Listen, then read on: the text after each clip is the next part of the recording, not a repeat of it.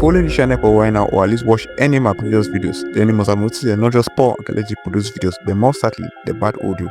So with this approximately $8 microphone take my audio to a whole new level, or at least improve it by reasonable amount? Well, let's click on. But while it was actually working on this mistake by comparing numerical controlled machine project. Well, let's take on. But first, what's in the box? I wonder.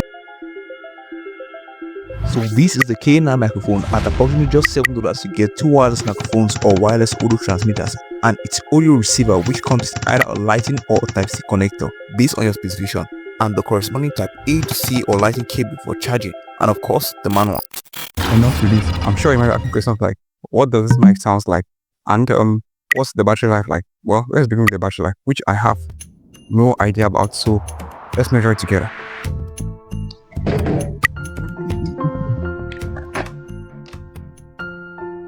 But first, let's get it charged. Not this type of test. Using the USB Type A to C connector, which comes with the mic. You simply plug in to your regular charger, which for me is one of my laptop's Type A ports. And then a red LED turns on to indicate it's charging, and then turns off when it's done charging, even though it's not visible due to my lighting. So, can now begin a test. But for clarification, we have one mic currently plugged in and recording. And this is not actually how it sounds like straight from the mic. More on that later in the video. And just so you know, both mics can record simultaneously.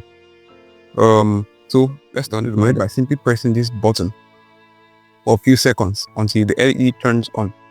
But now in two possible paths, it either blinks alternating between blue and red when it's still trying to pair, or when it's not paired.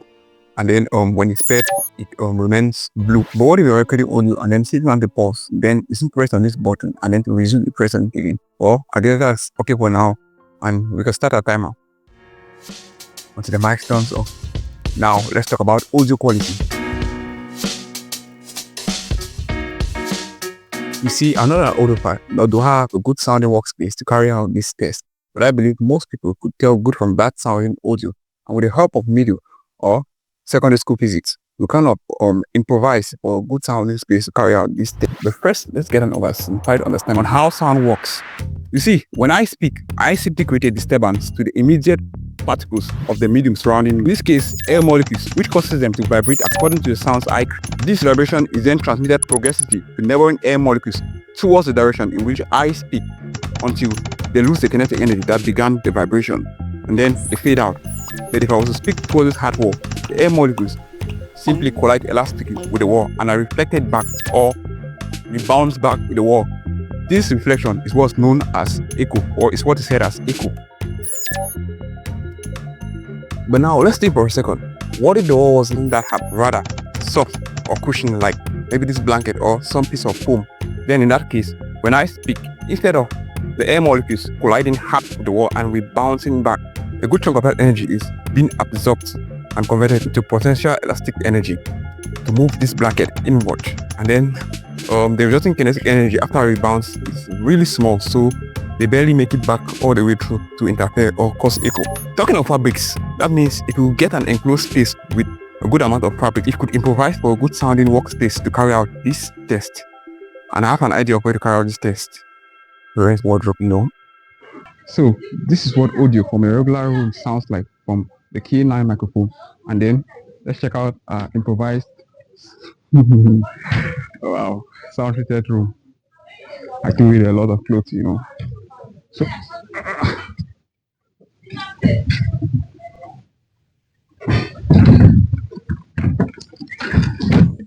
and this is what it sounds like in an improvised sound room. So this is what it sounds like in an improvised sound room.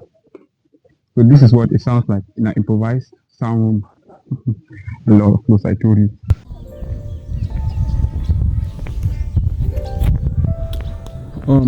Okay, I got caught up time, so I had to rush back to college.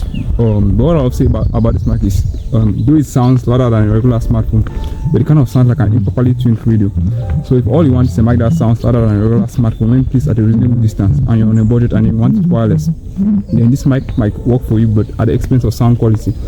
And that's me because this is the only external mic I currently own. And just so you know, this video's entire audio was recorded using this mic, but enhanced using Adobe's free online enhancer. But if all you're doing is just regular vlogging like what I'm doing currently, then just your regular smartphone, unless the mic is really bad. Because just for reference, I'm currently recording on the Samsung Galaxy Note 8, and then with its inbuilt mic, and this is what it sounds like.